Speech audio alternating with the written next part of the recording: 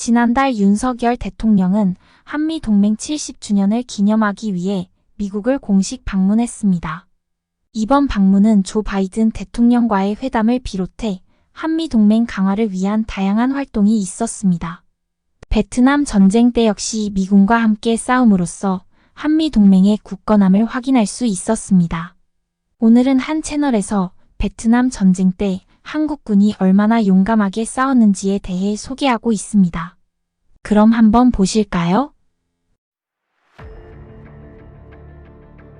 It is commonly believed that the Vietnam War was waged only by the United States Armed Forces against the Communists of the North, but the reality was much different.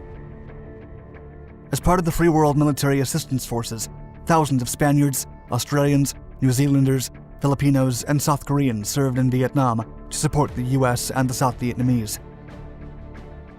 Among them, over 320,000 South Koreans joined the confrontation, reaching more than 50,000 at the height of their deployment. By 1972, the South Korean allies even outnumbered their American comrades.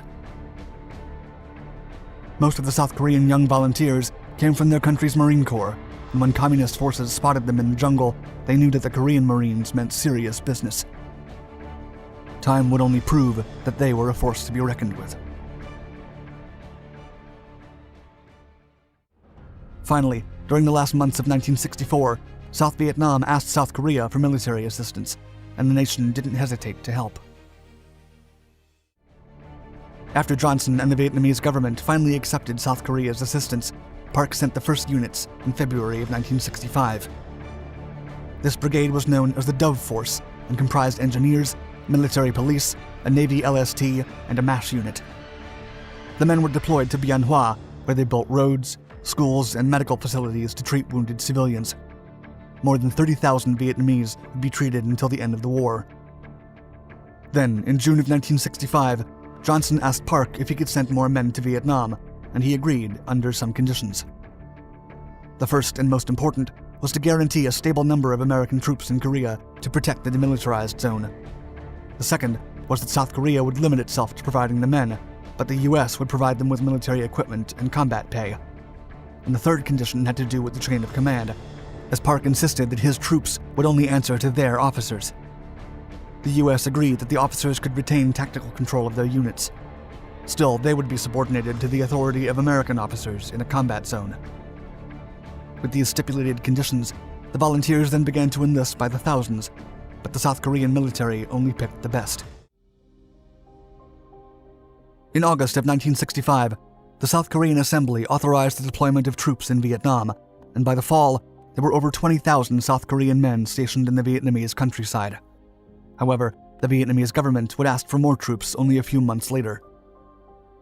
The Tiger Division was a battle-tested unit that had fought alongside the Americans since the beginning of the Korean War. The men fought on the Pusan perimeter and became part of MacArthur's dashing counterattacks.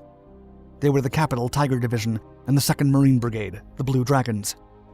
Korea then created the 9th White Horse Division, increasing the number of deployed troops to over 45,000 men.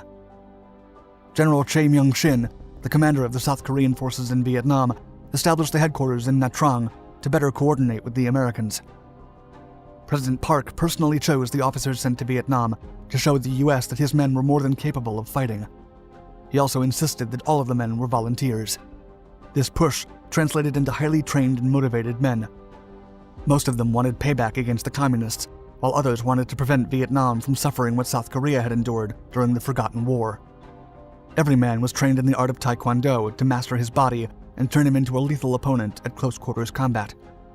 The South Koreans were not just agile and tough, but also highly disciplined, and those who disobeyed orders were harshly punished. The US Marines would eventually incorporate Taekwondo into their combat programs after watching the South Koreans, or ROKs as they like to call them, handle themselves in combat. And several senior officers from the Tiger Division would teach the Marines the basics of this martial art during wartime. The South Koreans were better than the Americans at counterinsurgency operations. Although they did not speak Vietnamese, the Koreans understood their culture more than the US soldiers. They shared Buddhism as a religion and ate rice like the Vietnamese, which helped them relate with the locals when inspecting villages searching for Viet Cong. Still, these bonds did not prevent the Koreans from committing certain acts attributed to battlefield rage. Like the Americans, The Koreans were sometimes tricked by villagers that were communist sympathizers, which led them to terminate civilians when they felt betrayed.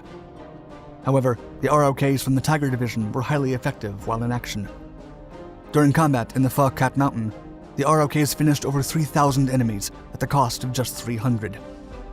The same occurred with the Marines from the Blue Dragon Brigade. During Operation Van Buren, the Marines and the 101st Airborne managed to secure over 30,000 tons of rice from the hands of 700 Viet Cong at the loss of just 45 men. The White Horse Division also got its fair share of combat, starting in 1967. As part of Operation Hang Kil Dong, they fought their way out of various Viet Cong ambushes and managed to down more than 200 men without losing a single of their own.